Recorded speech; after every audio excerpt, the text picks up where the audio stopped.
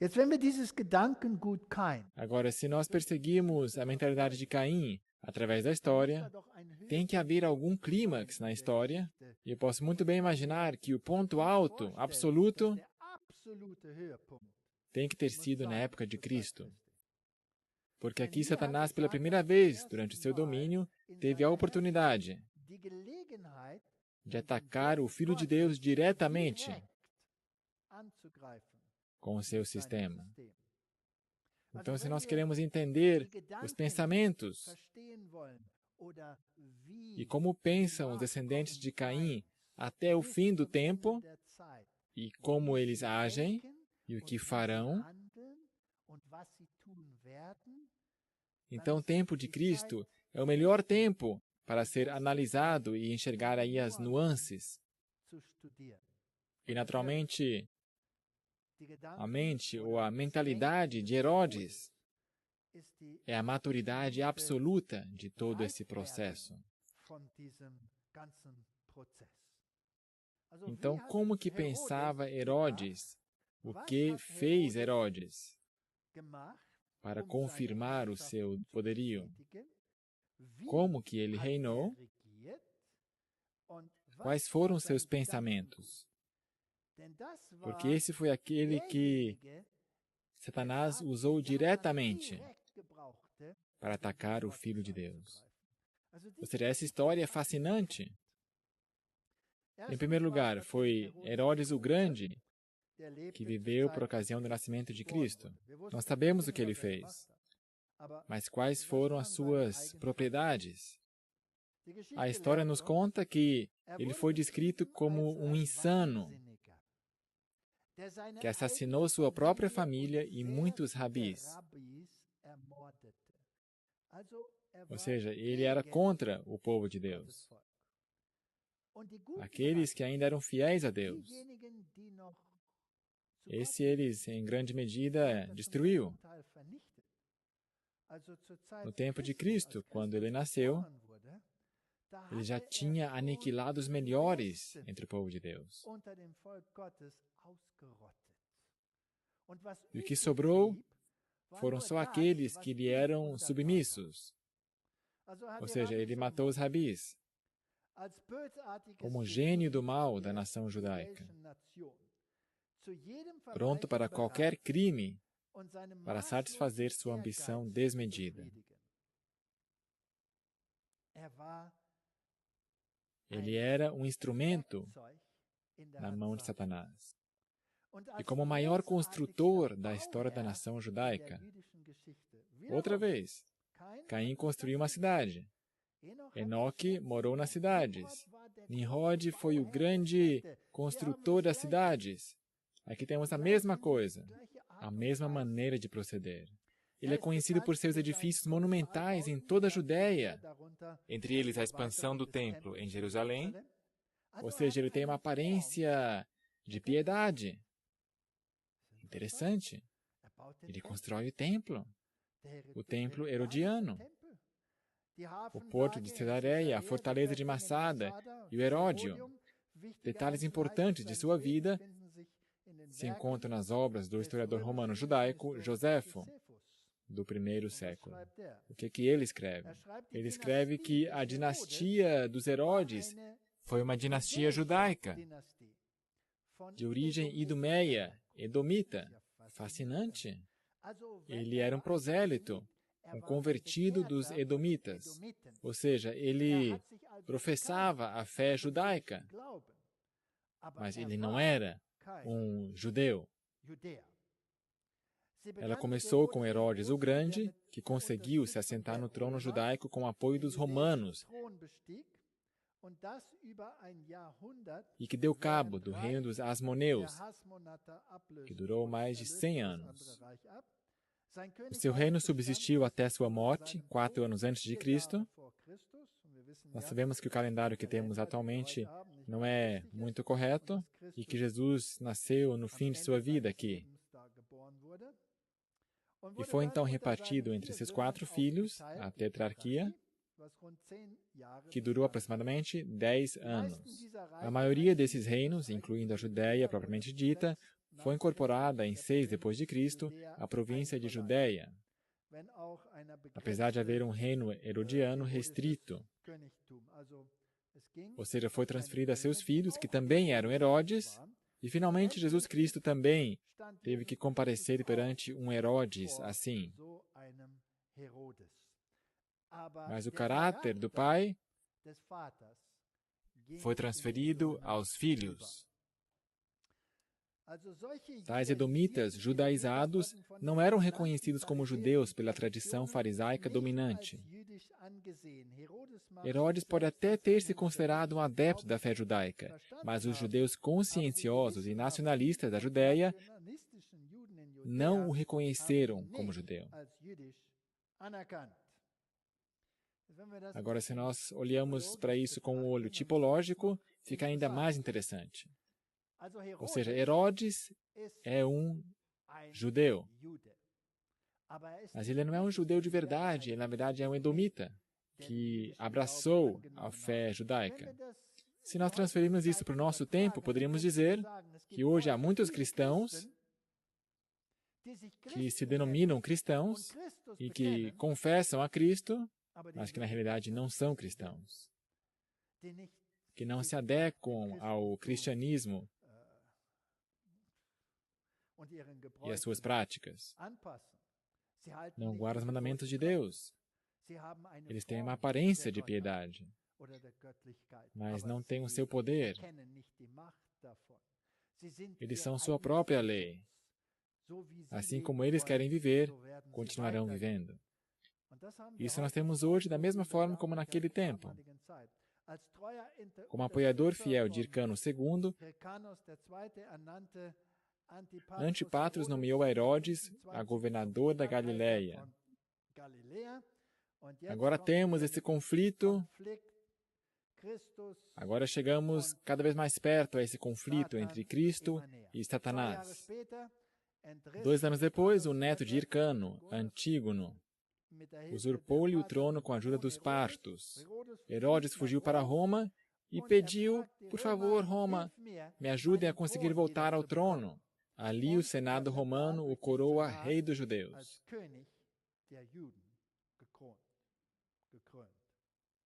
Como governador da Galileia, ele assumiu seu primeiro papel de líder.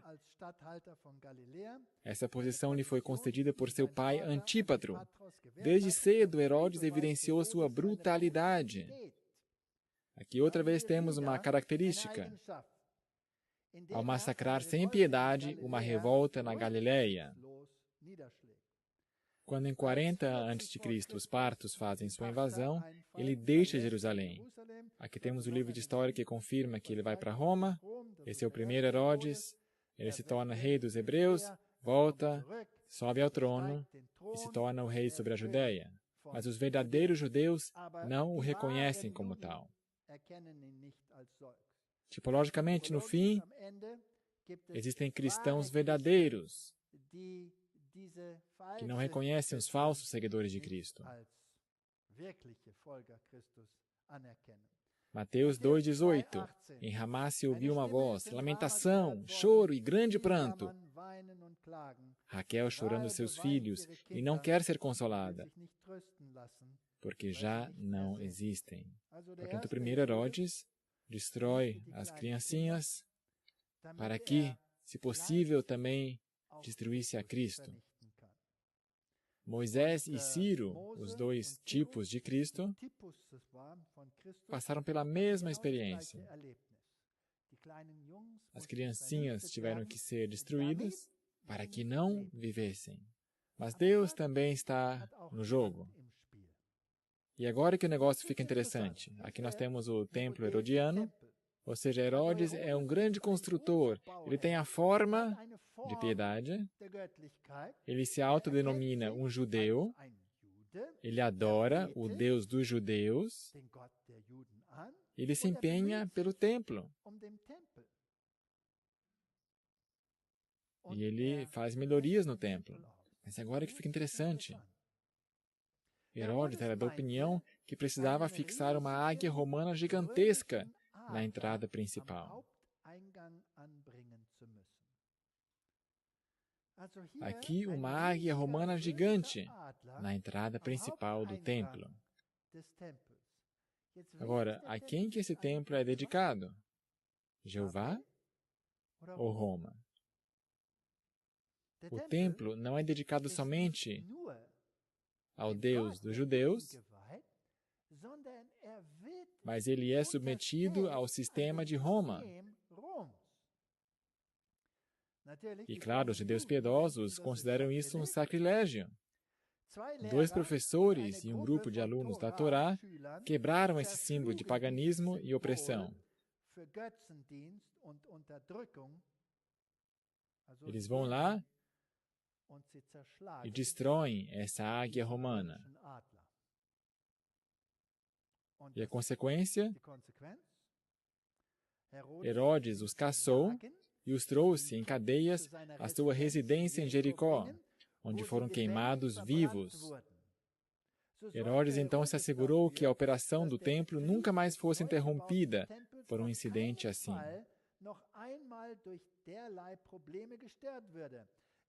Ele instituiu seu próprio sumo sacerdote, depois de ter matado 46 membros do Sinédrio. Esse é o tribunal rabino. Então, o que está acontecendo aí? Ele constrói um templo para os judeus, mas esse templo não é somente dedicado ao Deus dos judeus, mas está sujeito a Roma. E aqueles que se levantam contra isso e dizem, nós não podemos ter sincretismo, não podemos servir aos dois, não podemos servir a Roma e a Jeová, ou um ou outro. Esses são destruídos. E ele institui o seu próprio sumo sacerdote, e é isso que se torna a religião. Ela é uma religião, ela se parece com a religião judaica, mas ela é um sincretismo que, na verdade, está sujeito a Roma. Vocês enxergam a tipologia? Porventura, vemos aqui uma coisa que também pode acontecer no final dos tempos, que nós tenhamos um cristianismo, mas, na verdade, esse cristianismo está sujeito a outro, e só pode ser exercido nesse contexto e em nenhum outro. E se alguém ousa falar contra ele, dizendo, olha, esse sistema aqui não pode ser de Deus, porque não podemos sujeitar o sistema de Deus a outro sistema. Então você é destruído. Então você entra em conflito com essa religião. A crueldade de Herodes era legendária. Agora temos que ver como que esse Herodes pensa. Porque do jeito que Herodes pensa, assim também Satanás pensa. E assim como Satanás pensa, assim também ele transmite os seus pensamentos à próxima e à próxima e à próxima geração, até ao nosso tempo. Ele é cruel, ele sujeita a religião a outro sistema, de forma que haja outro Deus além do nosso Deus, e não é a verdade, mas somente tem a aparência da verdade. Ele é cruel. E entre as muitas vítimas de seus assassinatos estava seu cunhado, sua esposa, 2 de seus filhos, sua sogra, outro cunhado e muitos outros. Ele simplesmente os matou. Ele instituiu um enorme sistema de polícia secreta. Ok? Eu me pergunto se ele teria tido uma CIA, uma FBI também. Destruía com brutalidade a todos que estavam sob suspeita de formar uma intriga com ele. Destruindo todos seus críticos, instituiu a Pax Romana. Ok. Isso é como ele pensa. Agora vamos aos seus descendentes. Herodes Antipas, nascido mais ou menos em 20 a.C., e morreu em algum momento depois de 39 depois de Cristo. Nós não temos nenhuma imagem dele, mas ele é aquele que também decapitou a João Batista. E Jesus Cristo comparece perante ele. Ou seja, os dois Herodes têm a mesma atitude. E essa atitude, essa mentalidade foi a de Caim. E essa mentalidade foi transferida a Enoque. E foi transferida às gerações. E depois do dilúvio teve continuidade com Nimrod. Essa rebeldia contra Deus. E ela amadurece no tempo de Cristo.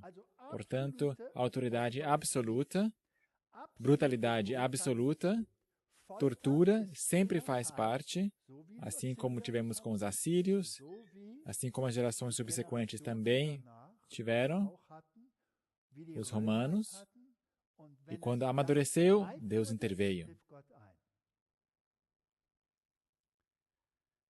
Lucas 23, 12. E no mesmo dia, Pilatos e Herodes entre si se fizeram amigos, pois dantes andavam em inimizade um com o outro. Quando se trata de inimizade contra Deus, ou o povo de Deus, então mesmo os partidos antagônicos definitivamente chegam a um acordo, pois eles têm um inimigo em comum. E a Bíblia diz que Pilatos e Herodes eram inimigos, mas quando eles tomaram uma decisão unânime que Jesus Cristo deveria ser condenado, então eles se tornaram amigos. E podemos contemplar o mundo e enxergar todas essas inimizades e podemos nos perguntar como que todas estas organizações que são inimigas entre si, estados e religiões e seja lá o que for, como será possível que eles de forma unida uma vez irão se voltar contra o povo de Deus? Aqui está a resposta. Eles eram inimigos, mas eles tinham um inimigo em comum, e esse os uniu.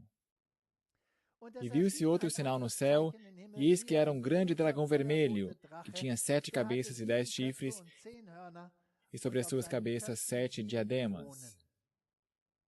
E a sua cauda levou após si a terça parte das estrelas do céu, e lançou-as sobre a terra. E o dragão parou diante da mulher que havia de dar à luz, para que, dando ela a luz, lhe tragasse o filho. E deu à luz um filho homem, que há de reger todas as nações com vara de ferro. E o seu filho foi arrebatado para Deus e para o seu trono. Aqui nós temos toda a história desse grande conflito. E aqui está o clímax da história. Sim, e na própria contagem do tempo nossa, nós temos antes e depois de Cristo. Esse conflito entre Satanás e Deus foi levado ao seu clímax aqui. E nesse momento, Satanás é vencido definitivamente. E é isso o que para Satanás parece uma vitória, na verdade, é a sua grande derrota. Atos dos Apóstolos diz: levantam-se os reis da terra, e os príncipes se ajuntam a uma contra o Senhor e contra o seu ungido. Aqui, o Novo Testamento cita um dos Salmos. Porque verdadeiramente contra o teu santo Filho Jesus, que tu ungiste, se ajuntaram não só Herodes, mas Pôncio Pilatos, com os gentios e o povo de Israel. Incompreensível. Quem que se ajuntou contra o Filho de Deus? Herodes, o governante. Pôncio Pilatos, o representante de Roma. Junto com os gentios, os povos gentios e o povo de Israel. Então, todo mundo contra um punhado de remanescentes que reconhecem a Cristo. E assim será no final dos tempos. Atos 13, 27. Homens, irmãos, filhos da geração de Abraão, e os que dentre vós temem a Deus, a vós vos é enviada a palavra desta salvação. Por não terem conhecido a este, os que habitavam em Jerusalém e os seus príncipes, condenaram-no, cumprindo assim as vozes dos profetas, que se lêem todos os sábados. Então, quando nós não reconhecemos a verdade, se nós não reconhecemos a verdade para o nosso tempo, então vamos nos tornar parte desse grupo que traz a mentalidade de Caim consigo. E finalmente vamos nos voltar contra Deus. Então, Atos 12. E por aquele mesmo tempo, o rei Herodes estendeu as mãos sobre alguns da igreja para os maltratar. Herodes, naturalmente, não era reconhecido como do grupo fariseu dos judeus. Mas eles gostaram daquilo que ele fez com Cristo. E como ele visse que isso agrada os judeus, então ele se volta aos seguidores de Cristo e ele prende alguns deles. E ele prende a Tiago e o mata. Então, como ele viu que, uau, isso tem as suas consequências com os judeus, eles me honram mais ainda por isso. Então, ele também prendeu a Pedro. Então, ele coloca Pedro na prisão, o algema, o prende a correntes, há 3 portões entre ele e o mundo lá de fora. Ele está amarrado com correntes entre 2 sentinelas, e mais guardinhas lá no meio e mais guardinhas lá para o portão de fora. E vem um anjo e libera Pedro dessa situação. E Pedro, tornando-se, disse: agora sei verdadeiramente que o Senhor enviou seu anjo e me livrou da mão de Herodes e de tudo que o povo dos judeus esperava. Tem que pensar tipologicamente. No final dos tempos, se formos achados fiéis, então vamos estar sob a proteção dos anjos. E num dia designado, vestindo Herodes as vestes reais, ele estava sentado no tribunal e ele tinha o sinal de Caim. Ele tem a autoridade. Ele teve até a autoridade de condenar o Filho de Deus. E Deus lhe dera esta autoridade. E também há um Pilatos. E Jesus disse a Pilatos: você não tem poder sobre mim? Se eu quisesse, eu poderia pedir para os anjos, eles me ajudariam. E a autoridade que você tem, você só tem porque Deus a permitiu. E por quanto tempo Deus a permitiu? Até o momento em que chegam a destruir mesmo o Filho de Deus. E num dia designado, vestindo Herodes as vestes reais, estava sentado no tribunal. E ele fez ali uma palestra. E o povo exclamava: voz de Deus e não de homem. E no mesmo instante feriu o anjo do Senhor, porque não deu glória a Deus, e comido de bichos expirou. E a palavra de Deus crescia e se multiplicava. Ou seja, outra vez ele chegou ao limite, e Deus disse: até aqui e não mais. Timóteo, admoesto-te, pois, antes de tudo, que se façam pedidos, orações, intercessões e ações de graças por todos os homens, pelos reis e por todos os que estão em eminência, para que tenhamos uma vida quieta e sossegada em toda piedade e honestidade. Porque isto é bom e agradável diante de Deus, nosso Salvador. Nós temos um texto assim na Bíblia, que nos diz que devemos nos submeter aos reinos desse mundo. Tito diz: admoesta-os a que se sujeitem aos principados e potestades, que lhes obedeçam e estejam preparados para toda a boa obra. Que a ninguém infamem, nem sejam contenciosos, mas modestos, mostrando toda a mansidão para com todos os homens. Na verdade, é fascinante o que Deus faz aqui. O povo de Deus está, na verdade, nesse mundo, baixo o domínio dos seguidores de Caim. Eles exercem a autoridade e, finalmente, em algum momento, chegará ao ponto em que os dois se chocam um contra o outro. Mas Deus diz, até que chegue esse momento, sujeitai-vos, sede um exemplo, sede obedientes. Quando eles são cruéis, sejam mansos. Quando eles não têm a vontade de perdoar, perdoai, sejam um exemplo. E talvez alguns deles vão perceber, talvez alguns deles vão assumir a nossa posição. Talvez eles vão se converter, eu lhes daria a chance. Então Deus permite que essas pessoas que estão desviadas, os apostatados, que eles reinem. Romanos 13, verso 3, porque os magistrados não são terror para as boas obras, mas para as más. Queres tu, pois, não temer a potestade? Faze o bem, e terás louvor dela. Então, enquanto o conflito entre o bem e o mal não chegar ao seu clímax, pode-se coexistir no mundo assim. Enquanto se respeita as leis e se é obediente, se pode sobreviver. Mas quando as leis entram em conflito com as leis de Deus, então temos um problema. Temos que obedecer mais a Deus que aos homens.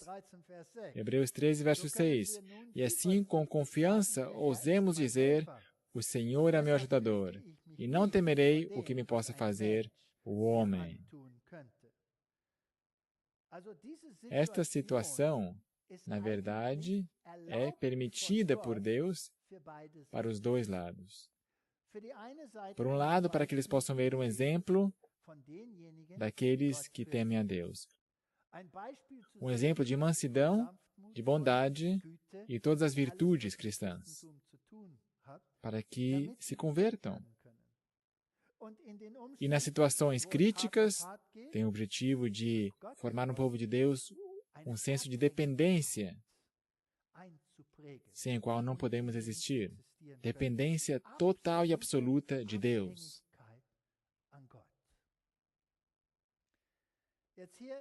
Aqui está um alto relevo no Museu Britânico de Shamash Haddad.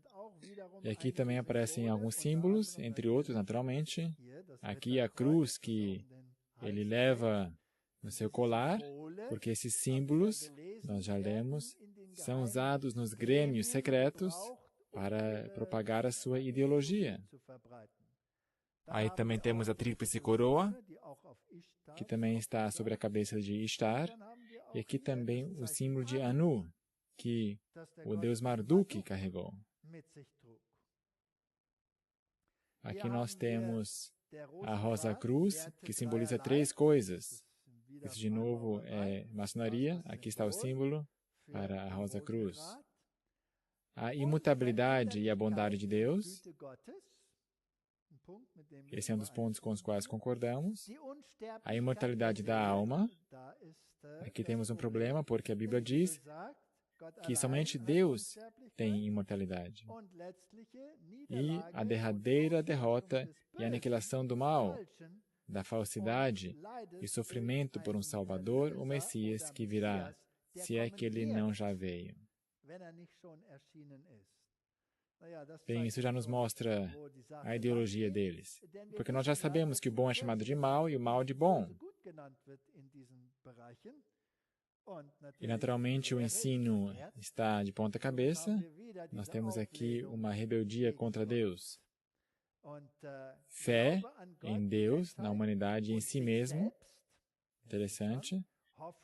Esperança, a vitória sobre o mal e o progresso humano. E amor pelo próximo. Portanto, aqui temos uma forma de piedade, mas a substância é negada. A palavra de Deus é virada do avesso. E o eu é exaltado. Aqui temos outra vez, temos a mentalidade de Satanás. Apocalipse 13, verso 2 diz,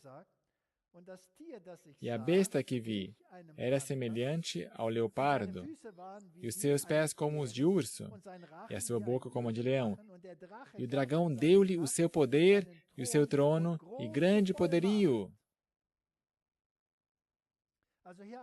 Aqui nós temos outra vez um governante com um poderio enorme. E ele deve governar. Agora, quem que é aquele que aqui governa no fim dos tempos? Os reformadores todos disseram que Apocalipse 13, a besta que emerge da água, é Roma, representa Roma, o sistema papal. E isso tem grande endosso aqui da Bíblia. Agora, é possível que em nosso tempo,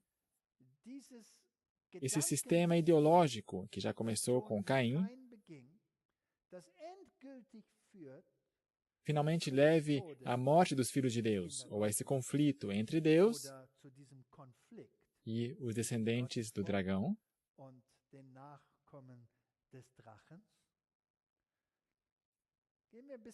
Entremos na política. Thomas Woodrow Wilson, ex-presidente dos Estados Unidos. Desde que eu sou político, pessoas têm compartilhado sua opinião, sobretudo pessoalmente. Alguns dos homens mais influentes dos Estados Unidos, da indústria e do comércio, temem alguém, temem alguma coisa.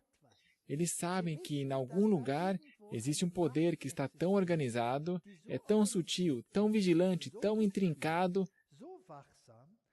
tão meticuloso, tão abrangente, que eles só exteriorizam sua crítica em forma de cochicho.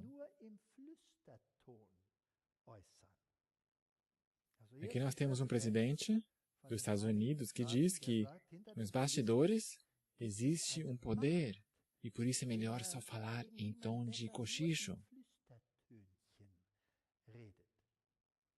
Ele também diz, entre outras coisas, a liberdade nunca veio do governo. A liberdade sempre partiu dos governados. A história da liberdade é uma história de restrição do poder regente, não de sua expansão.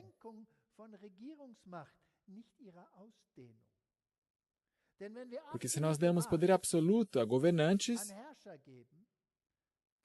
então definitivamente acabamos em Lameque. E todos os governantes no passado trilharam por esse caminho. E no final, eles se tornaram brutais. Finalmente, eles começaram a torturar pessoas.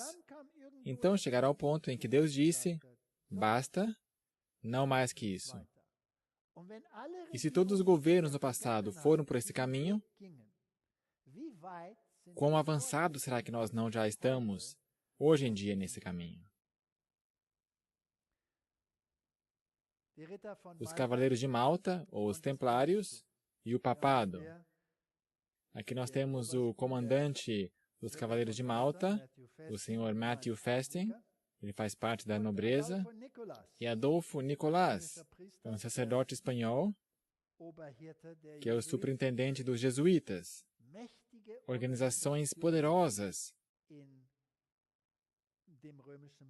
no domínio romano. E agora eu quero apelar para o espírito de profecia. No livro Grande Conflito nós lemos: em toda a cristandade, o protestantismo estava ameaçado por temíveis adversários. Passados os primeiros triunfos da Reforma, Roma convocou novas forças, esperando ultimar sua destruição. Nesse tempo, fora criada a Ordem dos Jesuítas, o mais cruel, agora ouça bem, o mais cruel, sem escrúpulos e poderoso de todos os defensores do papado. Separados de laços terrestres e interesses humanos, insensíveis às exigências das afeições naturais,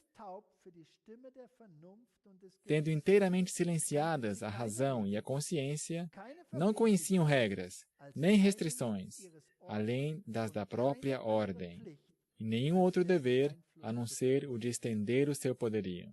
O Evangelho de Cristo havia habilitado seus adeptos a enfrentar o perigo e suportar sem desfalecer o sofrimento pelo frio, fome, labutas e pobreza, a fim de desfraldar a bandeira da verdade em face do instrumento de tortura, do calabouço e da fogueira.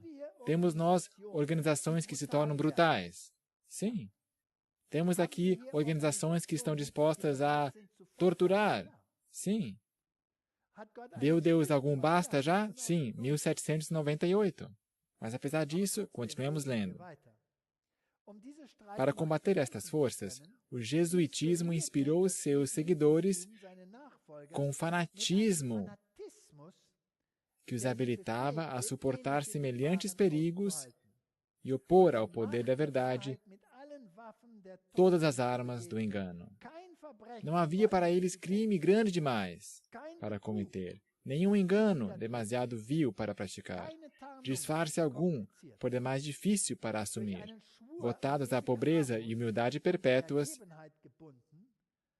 era seu estudado objetivo conseguir riqueza e poder para se dedicarem à subversão do protestantismo e restabelecimento da supremacia papal.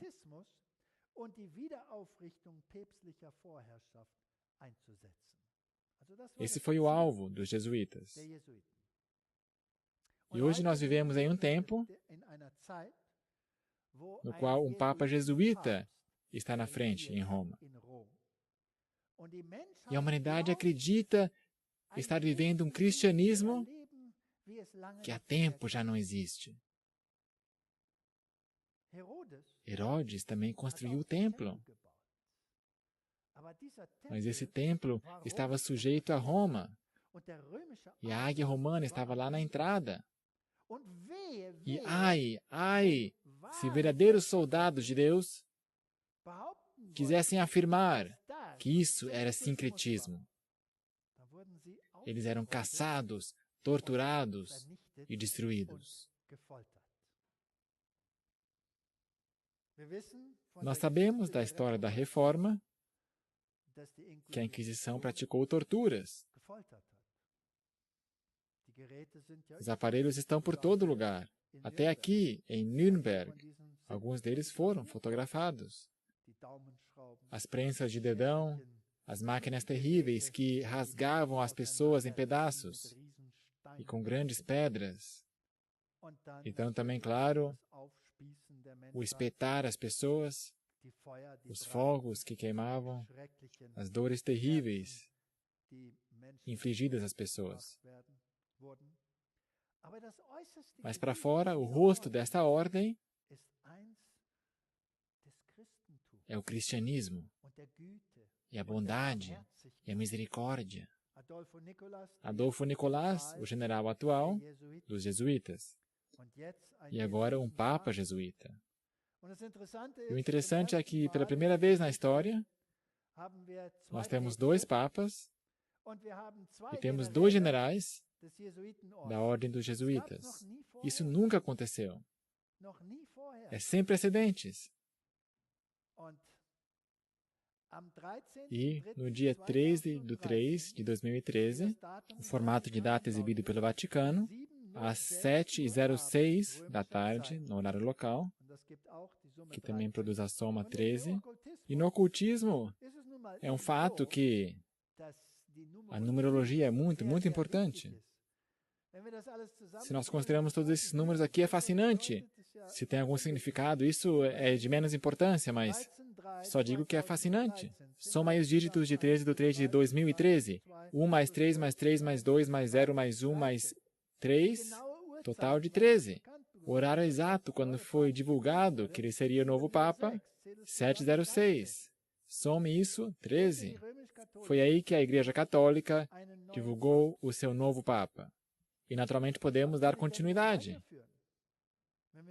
Se nós estudamos um pouco as viagens desse Papa, quando que o helicóptero o apanha, quanto tempo ele viaja, aonde ele estará, em que momento, que horas que ele pousa, 13 horas. Sempre está aí o número 13 integrado. Fascinante. Se tem algum significado, quem sabe? Talvez é só uma conspiração.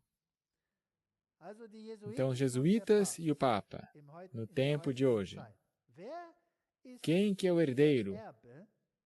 Ou quem que são os herdeiros do sinal do poder? Quem que tem um sinal do poder? A praxe prescreve que o novo pontífice de Roma se encontre com os jesuítas. Esse Papa também o fez, ou seja, os jesuítas saúdam os jesuítas. Dois jesuítas, na posição mais superior de poder da Igreja Católica. Adolfo Nicolás, o general dos jesuítas, e Jorge Mário Bergoglio, o Papa. Papa Francisco, exemplo cristão em contraste com os rudes. Quem diria, dizem as páginas da internet, que seu sucessor seria um Francisco dos fins do mundo, um jesuíta, um dos candidatos do conclave, e assim por diante. Não, a grande surpresa em Francisco é que ele é tão cristão. Ele vive a fé. Tantos prelados se contentam em falar sobre ela. Ele evitou a pompa de seu cargo e tinha uma vida simples em Buenos Aires.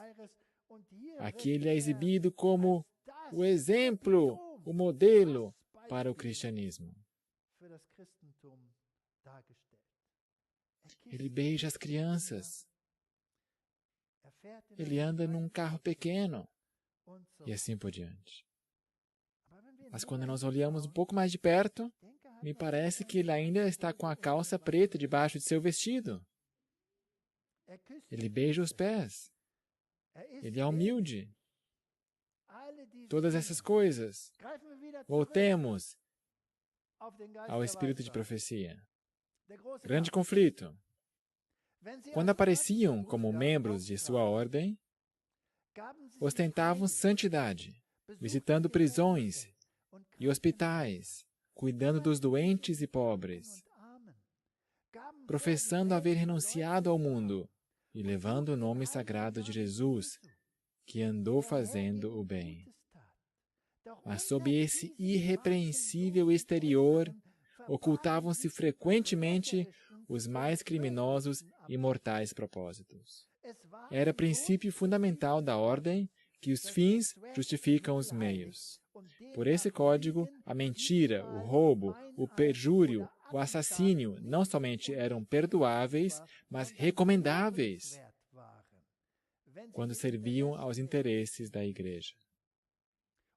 Sob vários disfarces, os jesuítas abriam caminho aos cargos do governo, subindo até conselheiros dos reis e moldando a política das nações. Tornavam-se servos para agirem como espias dos seus senhores. Estabeleciam colégios para os filhos dos príncipes e nobres e escolas para o povo comum. Assim, filhos de pais protestantes eram impelidos à observância dos ritos papais.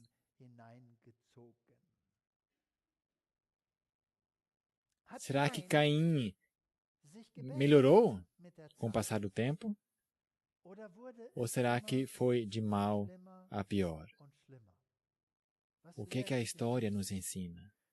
Os assírios, será que eles todos se converteram? Um rei se converteu em Nínive, então valeu a pena ir lá e pregar o evangelho. Mas não durou muito. Eles estavam outra vez pior que antes. Os romanos, será que eles melhoraram? Ou será que eles crucificaram o Filho de Deus? O Herodes, será que esse melhorou? Ou ele piorou e piorou cada vez mais? E assim fazemos a mesma pergunta hoje. Será que esse poder que tem em sua mão o sinal dessa autoridade está se tornando melhor? Ou será que é nada mais que uma aparência? Duas espadas. O ensino da Idade Média entre a relação entre Igreja e Estado. O Papa Bonifácio VIII, que reinou entre 1294 e 1303, explicou o seguinte: as afirmações dos evangelhos nos ensinam que estão em posse de duas espadas, a saber, a espiritual e a temporal. Porém, esta é para a Igreja, aquela para ser manuseada pela Igreja. Esta, na mão do sacerdote, aquela na mão de reis e soldados, mas pela aprovação e tolerância do sacerdote. É apropriado, entretanto, que uma espada esteja sob a outra, e a autoridade temporal se submeta à autoridade espiritual. Unam sanctum. Esta doutrina não foi erigida pelo Papa, mas ela reflete o pensamento daquele tempo, quando os sacerdotes e reis eram membros da Igreja Católica, em cujo nome o Papa Bonifácio falou. Aqui está a sua bula Unam Sanctum. Detalhe, peguei isso aí lá do site do Vaticano. Pois quando o apóstolo diz, agora temos que ver como eles pensam, porque o ponto aqui é a mentalidade de Herodes, é a mentalidade de Caim, é a atitude dos que governam sobre os maus. Eis aqui duas espadas. Ele cita Lucas 22:38. E já que é o apóstolo que diz isso, o Senhor não respondeu que são espadas demais na igreja. Quem nega que a espada temporal está na posse de Pedro, não atentou bem ao mandamento do Senhor. Põe a espada de volta ao seu lugar. Então, esse é o lugar da espada, segundo o papado. Portanto, os dois estão sob o poder da igreja, a saber, a espada espiritual e a material. Note, entretanto, que uma é para a igreja, outra a ser manuseada pela igreja. Esta na mão do sacerdote, aquela na mão dos reis e soldados, mas pela aprovação e tolerância do sacerdote. Então, segundo a Igreja Católica, quem que governa o mundo? Eles. Eles carregam a espada espiritual e o Estado carrega a outra espada. E as duas espadas governam sobre os seres humanos. E o deus Marduk, o que esse tinha? Esse também tinha uma espada. Agora aqui eles citam a Bíblia. Mas eu penso que eles fazem violência, abusam da Bíblia. Eles não a citam, na verdade. Mas continua. É apropriado, entretanto, que uma espada esteja sob a outra, e a autoridade temporal se submeta à autoridade espiritual. Pois o apóstolo disse, porque não há potestade que não venha de Deus. E as potestades que há foram ordenadas por Deus. Romanos 13:1. Muito bem elaborado o argumento. Elas não seriam ordenadas se uma espada não estivesse debaixo da outra, e se a menor não fosse levada, de certa forma, ao nível superior pela outra. Nós declaramos, dizemos e definimos que é essencial para a salvação de cada criatura humana ser submisso ao bispo de Roma. Muito bem. É assim que a Igreja Católica Romana entende como deve exercer o poderio. Eles creem que receberam essa autoridade e esse poder diretamente de Deus. Eles mencionam o texto da espada, interpretam que Deus lhes deu a ordem que tudo será sujeito a eles.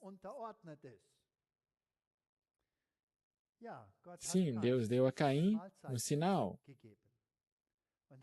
Ele disse, tu podes reinar. Mas quando chegar o momento em que teus pensamentos só sejam maus continuamente, e quando a tua aparição for contra a lei de Deus, então eu vou dar um fim em seu reinado. E outros vão ter outra vez a oportunidade, em teu lugar, para exercer o mesmo poder. Então, desde o começo até o fim, Deus o permite. Deus até diz a seus filhos, submetei-vos ao sistema. Mas Ele nunca diz aos filhos de Deus, misturai-vos com esse sistema. Ele diz, separai-vos desse sistema e apegai-vos a Deus. Agora vamos ver o que realmente está escrito. Leiamos o texto. E disse-lhes, Lucas 22, quando vos mandei sem bolsa, sem alforge ou alparcas, faltou-vos porventura alguma coisa? Eles responderam, nada. Como é que Deus os enviara? Me ajudem aqui. Quando vos mandei sem bolsa, alforge ou alparcas, faltou-vos porventura alguma coisa? Eles responderam, nada. Disse-lhes, pois, mas agora, aquele que tiver bolsa, tome-a, como também o alforge. E o que não tem espada, venda a sua capa e compre-a. Muito bem. Vamos pegar aqui a ajuda do texto em inglês, que talvez explica melhor este verso. Porque aqui a referência pode ser aquele que não tem bolsa, aquele que não tem alforge, que vende a sua capa. O texto em inglês diz, Then said he unto them, então disse-lhes, But now he that has a purse, mas agora, aquele que tem bolsa, let him take it, tome-a, and likewise his crib, o alforge, a sua bolsa, and him that has no sword, let him sell his garment, and buy one. Porquanto vos digo, que importa que em mim se cumpra aquilo que está escrito, e com os malfeitores foi contado. Porque o que está escrito de mim terá cumprimento. Eles disseram, esses são os discípulos, Senhor, eis aqui 2 espadas. E ele lhes disse, basta. O Papa ou Papado toma esse texto e diz que Jesus disse que as 2 espadas são suficientes para aquilo que eu pretendo fazer. É justo o contrário. Justo o contrário, diz esse texto. Vamos ler outra vez, com cuidado. Verso 35. Quando vos mandei sem bolsa, alforge ou alparcas, o que faltou a vocês? Nada. Ou seja, o povo de Deus é enviado como ao mundo? Sem bolsa, sem alforge e sem calçados. Eu penso que não se trata aqui de calçados literais, porque eu penso que todos ali tinham calçados nos pés quando saíram. Eles não estavam literalmente descalços. Mas o pensamento por trás disso é dependência em sua totalidade de Deus. É assim que Deus envia o seu povo ao mundo. E agora, o contraste. Disse-lhes, pois, mas agora, aquele que tiver bolsa, tome-o como também um alforge, e o que não tem espada, venda a sua capa e compre-a. Ou seja, quem é esse grupo? O que tem uma bolsa, o que tem um alforge, mas ainda não tem espada. Se quiser ter espada, venda a sua capa. O que representa uma capa, um vestido, na Bíblia, tipologicamente falando? Caráter, justiça. Então, se eu quero ter uma espada, se eu quero governar, se eu quero me exaltar perante outros, por eu ter uma bolsa, por eu fazer parte do mundo, por eu ter um alforge, por eu ser independente, então venda a sua capa. Venda a sua justiça e tome a espada. E o que acontece? Quando a humanidade chega ao ponto em que tem a espada na mão, e chega o momento em que se rebele contra Deus. O próximo verso. Porquanto vos digo que importa que em mim se cumpra aquilo que está escrito, e com os malfeitores foi contado. Quem que o considerou como malfeitor? Aqueles que tinham a espada. E quem era? Eram os romanos. E era o Herodes, que se retratava como judeu. Mas os verdadeiros judeus não o reconheceram. Os verdadeiros judeus não o reconheceram, mas ele tinha forma, aparência de piedade. Ou seja, aqueles que portam a espada chegaram até a colocar o Filho de Deus perante juízo e o condenaram à morte. E Pedro diz, Senhor, aqui temos 2 espadas. Ah, por favor, basta. Você não entende, o Senhor lhe diz. Ou seja, nós não temos que ter essa espada. Só há uma espada que podemos ter em mãos. Se trata de uma espada simbólica, não uma espada de domínio, mas a espada do Evangelho. Tomás de Aquino, no direito de Deus, o Papa tem poder espiritual e temporal como o maior rei da terra. Ele porta a espada. E o que Herodes e Pilatos tinham na época de Jesus, o representante atual de Caim tem em suas mãos. Ele tem esse poder. Ele é o rei do mundo. Kaufmann, Romanismo como um poder mundial, escreve: como cabeça do governo papal, o Papa de Roma reivindica superioridade e domínio absolutos sobre todos os reinos da terra. Todos. E nós vamos ver até que ponto isso chega. O direito de destituir reis é parte da soberania mais alta que os papas exercem como vice-regentes de Cristo sobre todas as nações cristãs. Cardeal Henry Manning. Ou seja, esse poder diz hoje que eles têm o direito de portar as 2 espadas que Deus permitiu no tempo de Caim. Também na era esotérica, até o nosso tempo.